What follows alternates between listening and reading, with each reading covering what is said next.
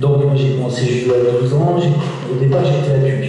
Donc j'ai dû m'entraîner l'été à Étaples, parce que je savais que Patrick faisait l'entraînement l'été. Et en arrivant à Étaples, on s'est rendu compte que ma licence à PUC c'était une licence assez bien de vélo. Donc j'ai pas pu m'entraîner cet été-là. Donc dès 7 ans, j'ai pris ma licence à Étaples et Mathieu m'a suivi. Donc moi j'avais 12 ans et Mathieu 6 ans. On a commencé comme ça le judo. Il a voulu faire comme Tony, évidemment. Tony, après une année de judo à PUC, avec une licence de musicale, donc il ne pouvait pas faire son stage d'été à Étaples. Donc Patrick, il a voulu prendre Patrick, il lui a dit il faut une licence, donc au mois de septembre.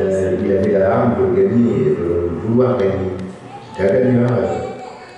Mathieu, c'était. Donc il aimait le judo déjà, donc il s'entraînait sérieusement, mais bon, c'était le premier. S'il y avait une petite bêtise, donc il a fait, c'était le premier. C'était un petit moment. Mathieu, il est encore comme ça maintenant. Mathieu était amusé, Mathieu déjà général, parce que bon, même là-bas comme était à Étaples, tous les filles, tous les garçons, ils regardaient Mathieu, c'est-à-dire ils s'étaient plutôt pour s'amuser, pour rigoler avec tout le monde. Et bon, et après, bon, il s'est exercé un petit peu quand même, comme il a commencé à grandir tout seul, mais bon, et Mathieu a toujours resté naturel en fait. Alors Mathieu, est-ce qu'on peut dire que tu as suivi l'exemple de ton grand frère? Moi je faisais la compétition comme je vous ai dit tout à l'heure, on a 6 ans d'écart. Donc moi j'étais senior déjà quand il a commencé à performer en junior, donc en 97 quand il est né France junior. Moi je venais de faire 3 France senior 2e division, donc est-ce que ça a été un élément motivant peut-être, je sais pas. Bon, ça a commencé comme ça. Et puis est-ce qu'il y avait une complicité avec ton frère? Toutes les compétitions que Mathieu a fait en France, j'étais là, et lui il était là aussi quand c'est moi qui combattais. Et en fin de compte, c'est resté comme ça. Mathieu m'appelait souvent quand il partait à l'étranger pour justement avoir des conseils sur ses adversaires au niveau tactique, c'est un gaucher, s'il a. Et ça a été un beau pic. Et personne ne l'attendait. Mathieu plus jeune, parce que bon, souvent c'était. Mettons, il y avait Boulogne, tout ça, il rencontrait Boulogne, Calais, tout ça. Et lors du championnat de France junior, en demi-finale, il se prend un voisin, il tombe un peu sur la tête, il se relève d'un bond et après il atomise son adversaire. Et après il gagne le championnat de France.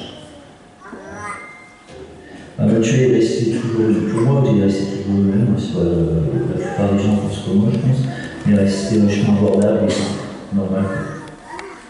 Moi, il est resté naturel, pas fier. Nous, on est fiers de lui, mais il est resté un garçon très sympa. Il écoute tout le monde.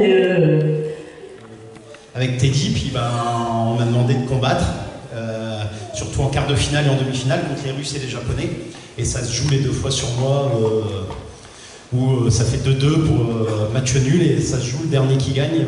Soit le Russe qui gagne et qualifie la Russie, ou si c'est moi, je qualifie la France. Donc voilà, un bon moment, ça a marché heureusement. On va regarder ce que ça donne. Allez.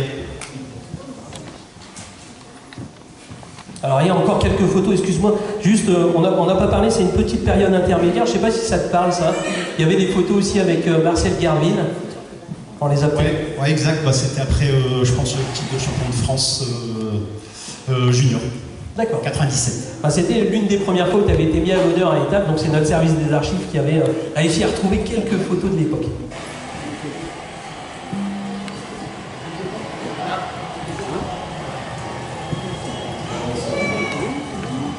Ça bouge dans les tribunes. Laissez-vous les tribunes en place. Allez, monsieur. Il y a un orage. Un orage à l'intérieur, merci. Attention là.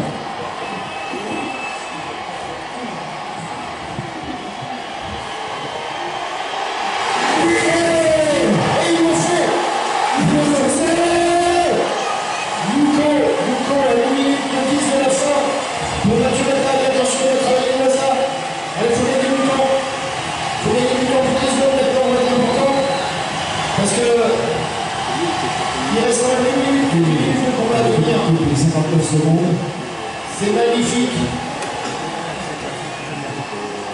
C'est pas Mathieu Matin, c'est Mathieu Laguerre.